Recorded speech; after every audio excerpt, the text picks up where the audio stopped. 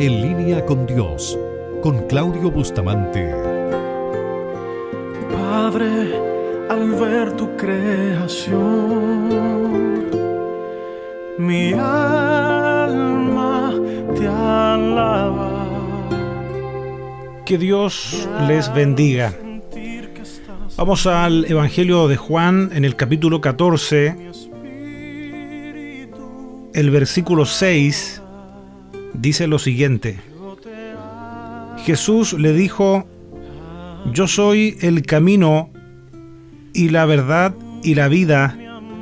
Nadie viene al Padre sino por mí. Eres grande, Dios.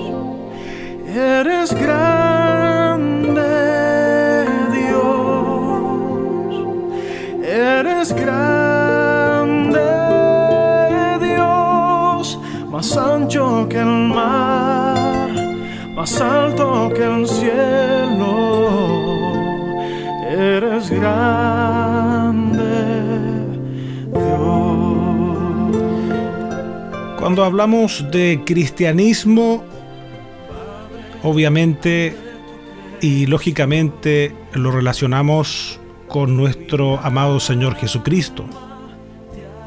Cristo, cristianismo. Ahora, eso sería lo lógico, lo correcto. Pero lo que deberíamos preguntarnos: ¿puede haber un cristianismo sin Cristo? Y no es muy difícil profundizar en esto, porque saque a Cristo del centro y ya ese cristianismo no es un cristianismo verdadero.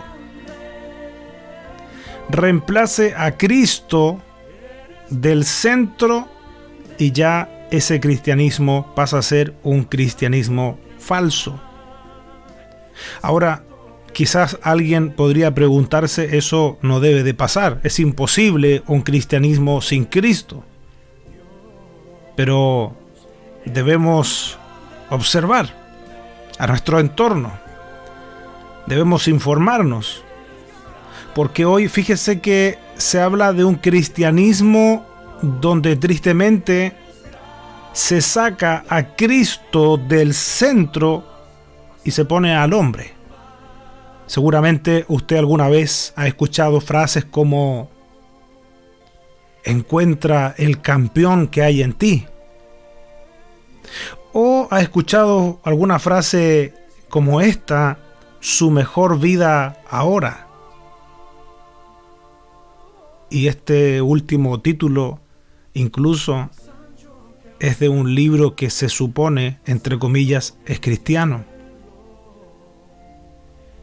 Usted puede ser un gran empresario. ¿O ha escuchado alguna vez decir: sueña en grande? Sueña en grande. Como que finalmente Dios pasa a ser el siervo de esas creencias y ese cristianismo se transforma en una mezcla entre cristianismo y humanismo, porque se quita a Cristo del centro y se pone al hombre en ese lugar. Ya no son los sueños de Dios, ya no es vivir para Dios, ya no es cumplir los deseos de Dios, sino que Dios está, entre comillas, obligado por decretos, por soltar la palabra, por proclamaciones. Dios está obligado, entre comillas, a hacer lo que yo le estoy diciendo. Versículos de la Biblia sacados de contexto y enseñados e infundidos como tales, como palabra del Señor, pero que conducen al error. Siempre me acuerdo de una persona que me decía: si vas a pedir, pide en grande, porque mejor no pidas nada, porque así dice. Una serie de frases que supuestamente la Biblia dice y que en realidad no dice. Señoras y señores, esto es mucho más común de lo que nosotros creemos. Se disfraza, está solapado, no se muestra como lo que es, pero tristemente se saca a Jesús del lugar que él debe tener como rey, como Señor, y se vuelve a poner al ser humano. ¿Quién alguna vez no ha escuchado frases donde la gente dice, di la palabra, porque si tú lo dices, eso se va a hacer? Tienes que declararlo. Incluso algunos han ido más allá y lo decretan. Como que el Señor al ser humano le dio ese poder. Y el verdadero cristianismo no es así. Dios no está interesado en cumplir nuestros sueños personales. Dios no es como ese genio de la lámpara, que usted le pega unos frotes y aparece ese genio para cumplirle sus deseos personales. Dios no es así. Y es bueno recordar que Dios no está a nuestro nivel. Es bueno recordar que nosotros somos creación de Dios, pero no somos los creadores. Él es el creador. Su palabra es la que da vida. Su palabra es la que ordena todas las cosas. Por el poder de su palabra fueron creados los cielos y la tierra.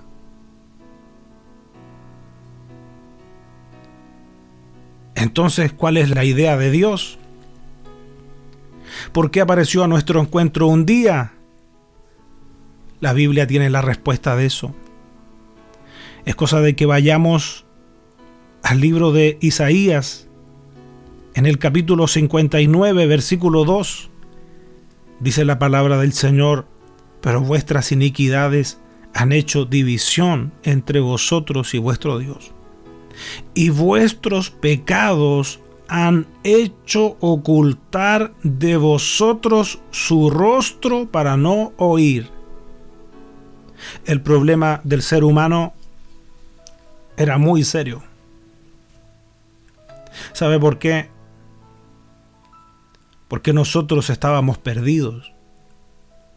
Porque se había perdido la conexión con Dios. Porque el destino nuestro era un gran problema sin Cristo. Y a eso viene Jesús. A salvar y a rescatar, ¿sabe qué, amigo mío? Lo que se había perdido. Dice la Escritura: pero Dios, que es rico en misericordia por su gran amor con que nos amó. ¿Cuál es el centro aquí del tema? Pero Dios, Él, pero Dios, que es rico en misericordia por su gran amor con que nos amó, aún estando nosotros muertos en pecados. Mire la diferencia, ¿eh? ¿Se da cuenta? Dios, que no tenía necesidad de hacerlo, pero dice la Escritura que es rico en misericordia por su gran amor, no por nuestros méritos, no porque nosotros tuviéramos las capacidades, no porque nosotros lo mereciéramos. Él nos amó, ¿sabe? Más allá de lo que era nuestra condición. Porque la Escritura dice: aún estando nosotros muertos en pecado. ¿Sabe lo que dice la palabra del Señor? Aún estando nosotros muertos en pecados, nos dio vida juntamente con Cristo. Eso dice la carta a los Efesios en el capítulo 2, versículos 4 y 5. Nosotros estábamos en problemas. Nosotros estábamos en un grave problema. Nuestro destino eterno era lejos de Dios, separado de Dios. y Él tuvo misericordia. Él nos rescató. El mérito en realidad es de Él y no de nosotros. Miren lo que dice Isaías en el capítulo 53, versículo 4. En adelante dice: ciertamente llevó Él nuestras enfermedades y sufrió nuestros dolores, y nosotros le tuvimos por azotado, por herido de Dios y abatido. Y el versículo 5 dice: mas Él herido fue por nuestras rebeliones, no por las de Él. Él no tenía pecado. Mas Él herido fue por nuestras rebeliones, molido por nuestros pecados. El castigo de nuestra paz fue sobre Él, y por su llaga fuimos nosotros curados. Y escuche esto, se nos olvida y es bueno recordar de dónde venimos. Es bueno recordar de dónde Dios nos sacó. ¿Sabe qué? Para volver a ubicarnos en el lugar donde Dios nos quiere ver. Somos producto de la gracia, somos producto de la misericordia de Dios. Él nos llamó. Y dice el siguiente versículo, el versículo 6, todos nosotros nos descarriamos como ovejas.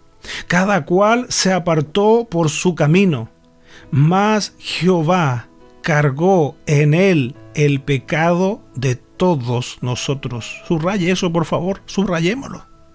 De todos nosotros, de todos, incluso el suyo, incluso el mío.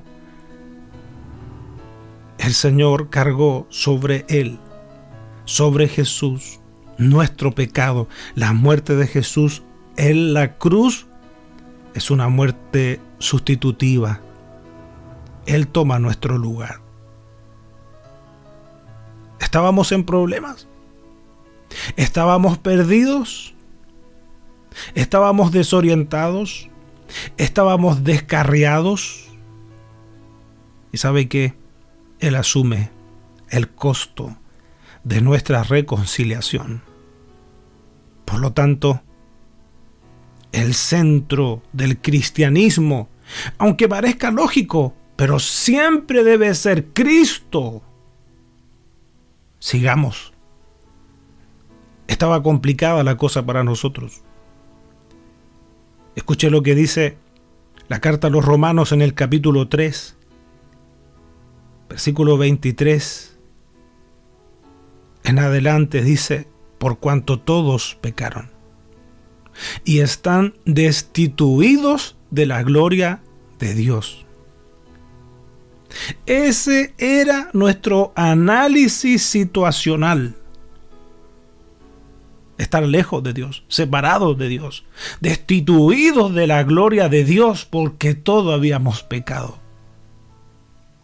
Pero escuche lo que dice el versículo siguiente: siendo justificados gratuitamente por su gracia, mediante la redención que es en Cristo Jesús. Siendo justificados gratuitamente, lo dice la Escritura, por su gracia. La gracia, ¿sabe lo que es? Recibir lo inmerecido, lo que no se merece. Pero Dios, ¿sabe?, nos justificó gratuitamente por su gracia, mediante la redención que es en Cristo Jesús. Y este versículo que sigue es interesante también, porque dice: a quien Dios puso como propiciación por medio de la fe en su sangre, para manifestar su justicia a causa de haber pasado por alto en su paciencia los pecados pasados. ¿Sabe? Había que pagar el costo, el precio por nuestros pecados. Y Jesucristo tomó ese lugar.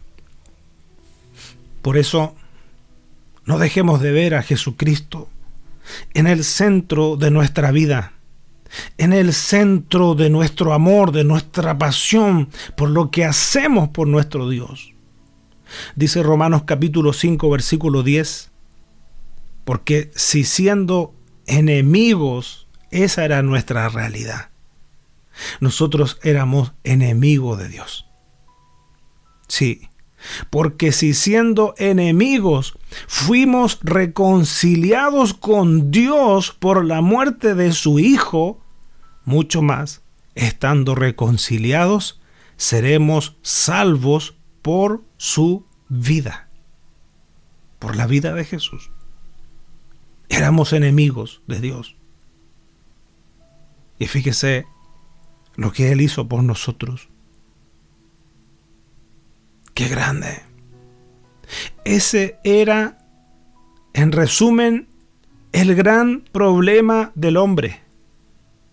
Estar separado de Dios, estar perdidos, ser enemigos de Dios, muertos en vida. Esa era nuestra realidad. Y el Señor Jesús toma el lugar que nos correspondía a nosotros, paga el precio de nuestros pecados y nos da vida. Recordemos lo que dice ese versículo 10 del capítulo 10 del Evangelio de Juan. Cuando Jesús dice, yo he venido para que tengan vida y la tengan en abundancia. Es importante que basemos nuestra fe en la palabra del Señor. Yo le estoy hablando palabra fundamentalmente. Entonces alguien se preguntará, ¿cuál es el verdadero evangelio? Si hoy día hay tantos evangelios. O alguien dirá, ¿cuál es la verdadera iglesia? Si hoy día hay iglesias por todas partes. Bueno, Jesús no vino a iniciar una religión, y Jesús dijo muy claramente, yo edificaré mi iglesia. Es una sola. Mi iglesia. Y el verdadero evangelio, hay una cita bíblica que lo grafica tan bien, porque no se trata de cumplir mis aspiraciones personales, no se trata de que Dios me haga millonario, no se trata de que yo le ordene a Dios qué es lo que tiene que hacer. Jesús dijo muy claramente, y lo dice la palabra del Señor así, y decía a todos, si alguno quiere venir en pos de mí, niéguese a sí mismo. Tome su cruz cada día y sígame. Si usted quiere saber cuál es el verdadero evangelio, ahí está. No es que Él va a cumplir sus sueños, mis sueños, sino que, es más, esta invitación que está en el versículo 23 del capítulo 9 de Lucas, dice y decía a todos. Es una invitación abierta a todos. Si alguno quiere venir en pos de mí, niéguese a sí mismo, tome su cruz cada día y sígame. Otra versión lo traduce y dice que quienes quieran ir en pos de Él deben de olvidarse de hacer lo que quieren. Eso es renuncia. Eso es muerte al yo. Eso es que yo le digo, Señor, aquí rindo mis sueños. Estos eran mis sueños antes de conocerte. Pero yo hoy día, Señor, traigo mis sueños delante de ti. Estas eran mis aspiraciones. Esto era lo que yo quería hacer. Esto era lo que yo soñaba. Y yo lo rindo delante de ti. Eso es negarse a sí mismo. Y luego dice, tome su cruz. Y el evangelista Lucas es el único que agrega esta frase. Dice, cada día. No solamente el domingo, no solamente el día de la reunión, cada día. Y luego dice, y sígame, porque todo el que quiera salvar su vida, la perderá.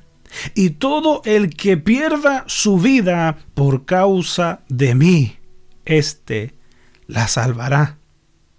Palabras de nuestro Señor Jesucristo, quien agrega y dice, pues, ¿qué aprovecha el hombre si gana todo el mundo y se destruye o se pierde a sí mismo? En el próximo programa, con la ayuda del Señor, seguimos hablando de este tema. Dios les bendiga.